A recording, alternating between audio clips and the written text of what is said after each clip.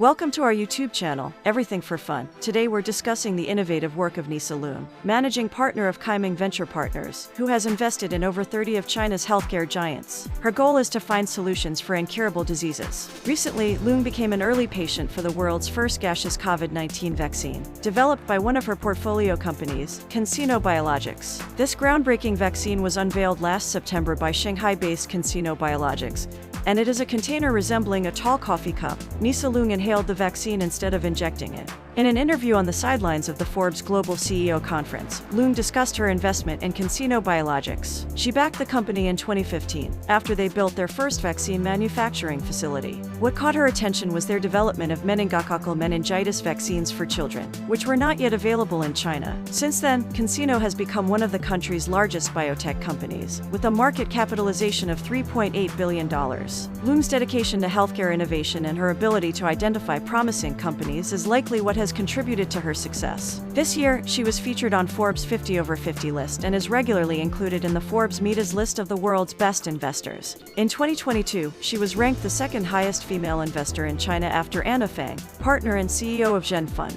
Leung's portfolio also includes China's largest insulin maker, Gan and Li, co-founded by billionaire Zhongru Gan. Keiming Venture Partners, the investment firm Leung works for, was an early backer of tech giants such as Meituan and Xiaomi. The firm has raised a total of $9.4 billion in capital across 11 funds and focuses mainly on consumer tech and healthcare industries. Since 2020, Keiming's 480 portfolio companies have spanned 34 IPOs, 25 of which are in healthcare. Leung's intrepidness and eye for healthcare innovation are likely instrumental to her success. Her confidence in the short and medium-term future of healthcare investment in China is inspired by the resilience of the founders she's worked with. During the citywide lockdown of Shanghai in 2020, several of Keiming's portfolio companies worked in the office for 2-3 months, she says. Forbidden from exiting the building, they soldiered on. In lieu of showers, some employees set up regimens for wiping themselves in bathrooms. It's really that perseverance, which I think is so important, she says. Adapting to the severe hardships of lockdown required teams to have tremendous faith, accepting low or non-existent salaries until they could resume their normal schedules. That's why I always say do not bet against Chinese entrepreneurs, because they work really, really hard, she adds. Last December, Chinese authorities announced the relaxation of strict COVID-19 control measures in cities across China, spurring market rallies as investors bet the world's second-largest economy would finally reopen to the rest of the world.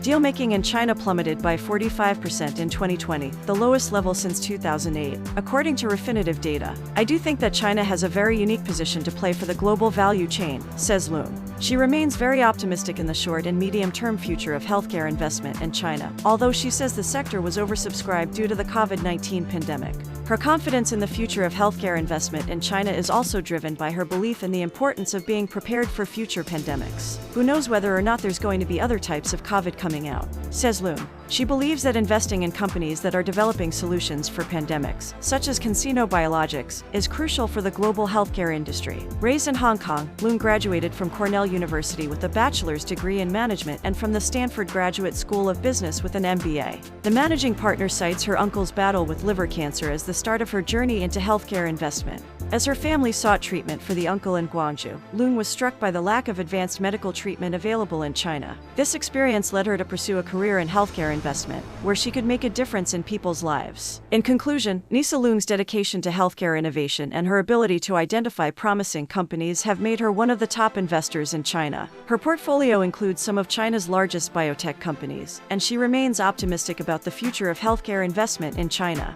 Leung's mission is to find solutions for incurable diseases, and she believes that investing in companies that are developing solutions for pandemics is crucial for the global healthcare industry. Thanks for watching. Don't forget to subscribe for more informative videos like this one.